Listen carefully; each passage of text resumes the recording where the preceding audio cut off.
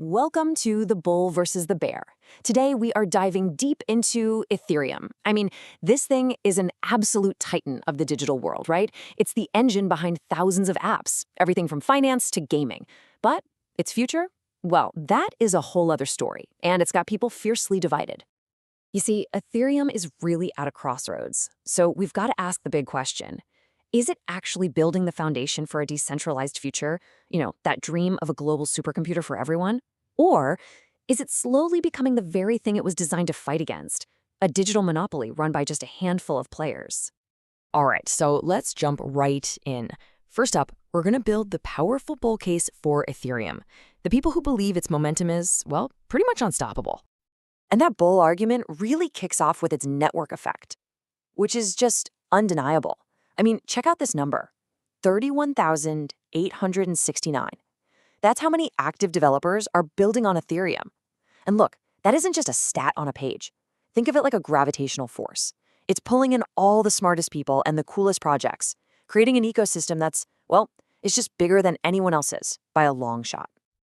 Okay, but what about the problems? You've probably heard the big complaints about Ethereum, right? The crazy high fees, the network getting all clogged up.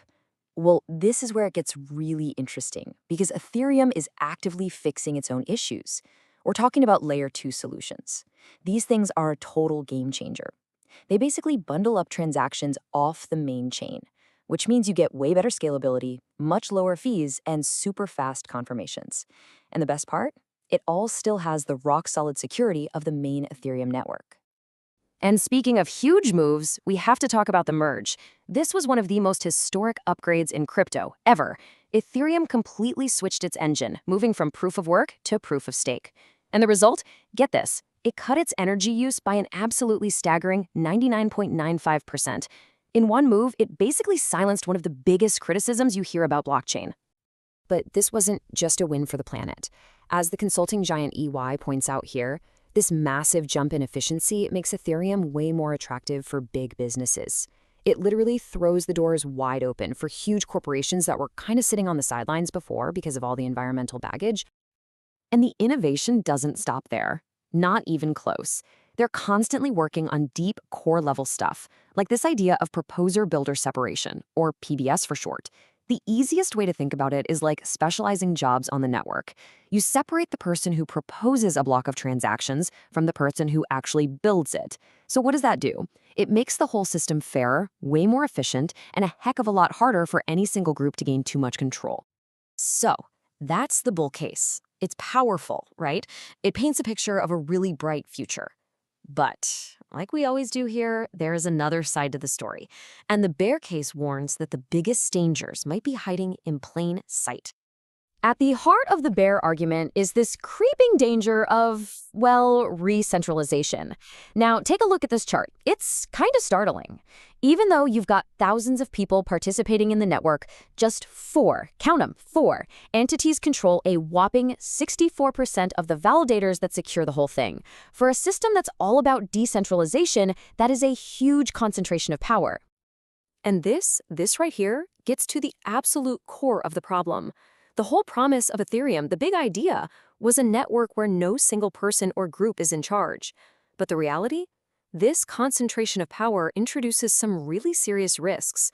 What happens when just a few players have that much sway? It opens the door to censorship. They could potentially decide which transactions go through and which don't, and that just completely shatters the core idea of open access for everyone. Okay, so remember that huge developer number we talked about for the bull case? Well, here's the catch. While Ethereum is still the biggest, its growth has definitely cooled off. We're talking just under 6% growth year over year for full-time devs. Now look at the competition. You've got aggressive players like Solana growing at nearly 30%. They're closing the gap, and in this world, developers are everything. If you're not attracting the new talent, you risk getting left behind. And look, this isn't just some hypothetical fear people are whispering about on the internet. You have respected think tanks like the Brookings Institution sounding the alarm. Their big concern is that this power concentration could lead to the exact same problems we see with today's tech giants. The gatekeeping, the value extraction, all the stuff we see from the big centralized platforms.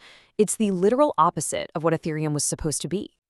All right, so let's pull all this together and look at the final verdict. How does it all stack up when you put these two stories side by side? So here it is, the tale of the tape. In one corner, you've got the bulls. They're pointing to that massive developer network, huge successful upgrades like the merge, and that relentless pace of innovation. But in the other corner, you have the bears. They're sounding the alarm about that scary centralization, slowing growth compared to the competition, and the very real risk that Ethereum just becomes a new kind of monopoly. And that brings us to the final and honestly, the most important part. We've laid out the evidence. Now it's your turn. So we want to hear from you. Which of these forces is going to win out? Is it going to be Ethereum's incredible spirit of innovation that overcomes these centralization risks and finally delivers on that promise of a global computer for everyone? Or is that creeping concentration of power going to win, undermining the whole mission from the inside out? So what do you think? Team Bull or Team Bear? Let us know which side you're on and why. Drop your best argument in the comments below. We really do read all of them. And hey, if you enjoyed this breakdown, do us a huge favor and hit that like button, subscribe to the channel, and check out our other bull versus bear analyses. Thanks for watching.